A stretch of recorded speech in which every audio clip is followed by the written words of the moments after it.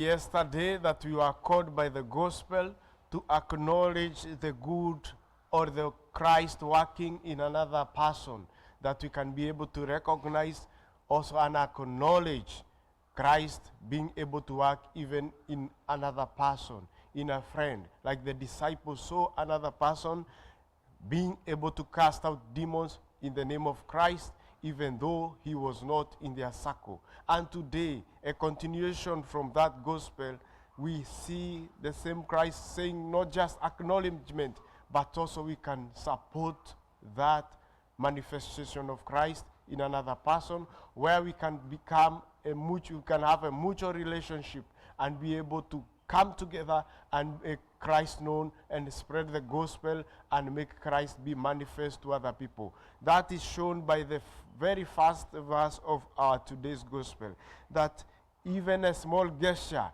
a person who comes in the name of Christ, you just giving a glass of water, you'll get your reward.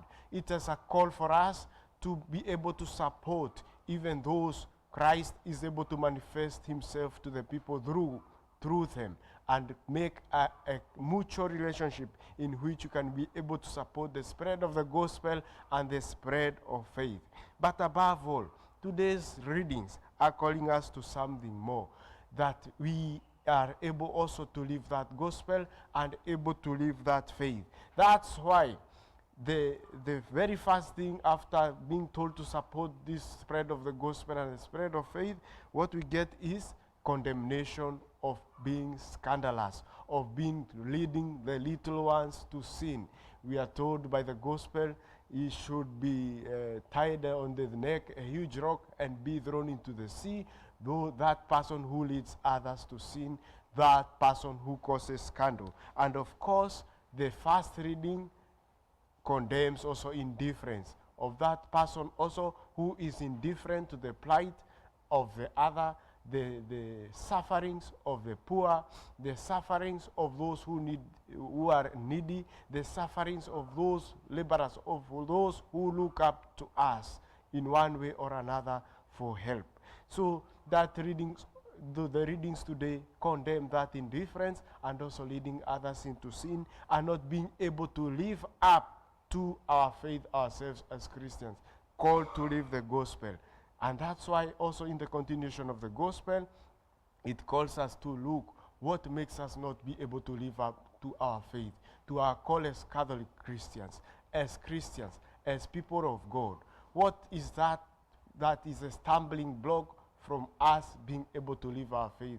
We look at it and looking at our lives, what makes us not be able to love God and to love the neighbor? What makes us indifferent to the plight of others? What makes us want to make others also fall into sin?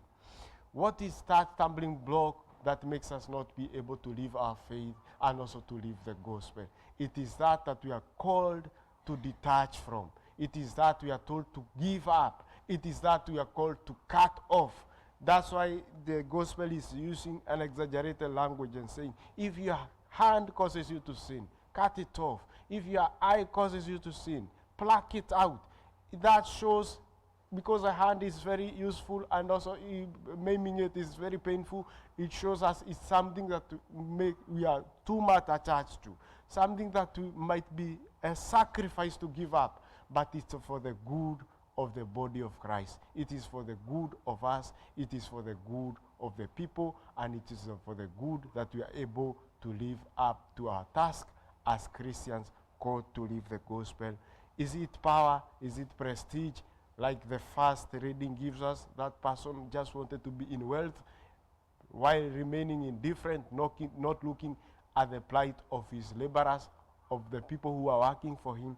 It is to look at that which we have attached ourselves too much, although it will be painful to live, although it will be sacrificial, to live it, but we are called by the gospel and reminded that these things, maybe we are just going to leave them in this world, but we also look forward to going into life. It's better we go there lame. It is to look forward also that even if we are looking for things of this world, let us also look for that which is eternal and that which is going to last. So the gospel ends by calling us to be the salt, to be salt, to not to lose taste, not to lose our saltiness, is that we are able everywhere we are to radiate that light of Christ, that we are Christians, that we are able to live our faith at our homes, at our jobs, at school, everywhere we are, that we are able to show our Christianity. We are able to live it. That our faith is not only on Sunday or when we're in church or a private or personal thing, but we are able to radiate it and live it where we are so that we can be able to bring that taste, that light, that Christianity into everywhere we are and bring a difference in our lives and the lives of others.